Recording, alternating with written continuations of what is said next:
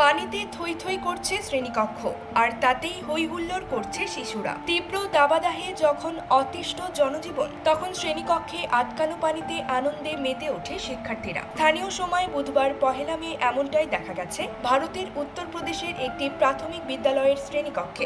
জানা গেছে, বিদ্যালয়ের শিক্ষকরাই শিক্ষার্থীদের স্কুলে আনতে অভিনব এই কৌশল অবলম্বন করেন। খবর এনডিটিভির।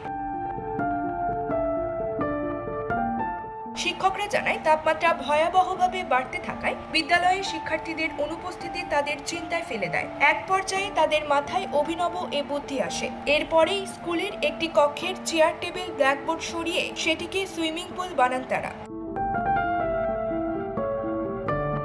এক শিক্ষার্থী বলেন, আমাদের স্কুলের পুলে গোসল করতে পেরে খুবই ভালো লেগেছে।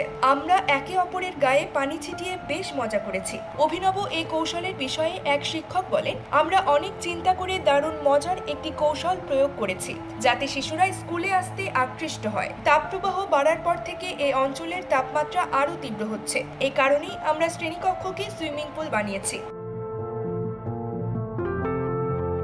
এমন কৌশল বেছে নেওয়ার পর বিদ্যালয়ে উপস্থিতি বেড়ে গেছে বহুগুণে। এই কারণে শিক্ষকরা স্কুল কর্তৃপক্ষকে শিক্ষার্থীদের জন্য একটি স্থায়ী সুইমিং পুল বানিয়ে দেওয়ারও আবেদন জানিয়েছে।